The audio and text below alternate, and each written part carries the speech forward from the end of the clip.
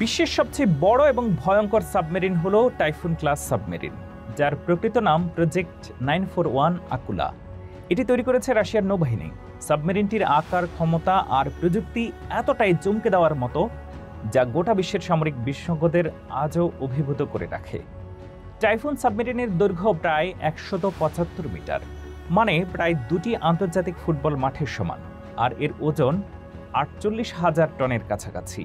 এটি এমনই এক দানব যা পানির নিচে দিনের পর দিন, এমনকি মাসের পর মাস থাকতে পারে।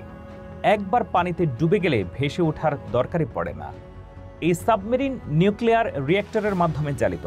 এটি শুধু দীর্ঘ সময় পানির নিচে থাকতে পারে না, বরং অত্যন্ত উচ্চ গতি এবং কম শব্দে চলাচল করে, যাতে প্রতিপক্ষের রাডারে ধরা না পড়ে। এক কথায়, ঘন্টার পর ঘন্টা নীরবে ঘুরে বেড়াতে পারে সমুদ্রের অতল গহ্বরে। টাইফুন ক্লাস সাবমেরিনের সবচেয়ে ভয়ঙ্কর দিক হল এর ব্যালিস্টিক মিসাইল বহন ক্ষমতা।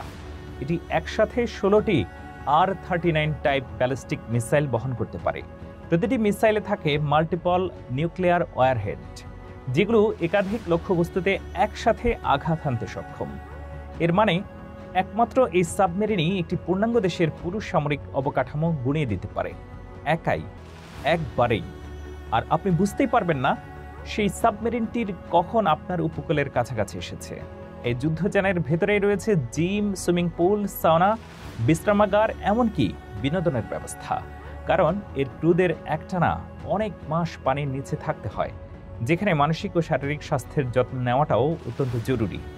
টাইফুন সাবমেরিন ছিল সোভিয়েত ইউনিয়নের সময়কার শীতল যুদ্ধকালীন সামরিক শক্তির প্রতীক। এটি এমনভাবে তৈরি যেন যে কোনো পরিস্থিতিতে সেকেন্ড স্ট্রাইক ক্যাপাবিলিটি, অর্থাৎ প্রথম আঘাতে আক্রান্ত হলেও পাল্টা আঘাত হানতে পারে, এমনভাবে ডিজাইন করা হয়েছে যাতে এটি গভীর সমুদ্রের নিচে 2.5 মাসেরও বেশি সময় গোপনে টহল দিতে পারে। এটি এতটাই নিঃশব্দ যে অনেক সময় শত্রু রাষ্ট্র জানতেই পারে না সাবমেরিনটি কত কাছাকাছি চলে এসেছে। টাইফুন ক্লাস সাবমেরিনের কয়েকটি ইতিমধ্যে অবসর নেওয়া হয়েছে, তবে রাশিয়ার দিমিত্রি দনস্কয় নামের একটি টাইফুন সাবমেরিন 2022 সাল পর্যন্ত সক্রিয় ছিল। যদিও আজকের দিনে আরও আধুনিক সাবমেরিন তৈরি হচ্ছে, কিন্তু টাইফুন এখনও ইতিহাসের সবচেয়ে ভয়ঙ্কর এবং বড় সাবমেরিনগুলোর মধ্যে একটি প্রতীক হিসেবে পরিচিত। আজকের আধুনিক বিশ্বের চোখে টাইফুন শুধু একটি সাবমেরিন নয়, এটি মানব সভ্যতার টেকনোলজির এক ভয়ঙ্কর উদাহরণ।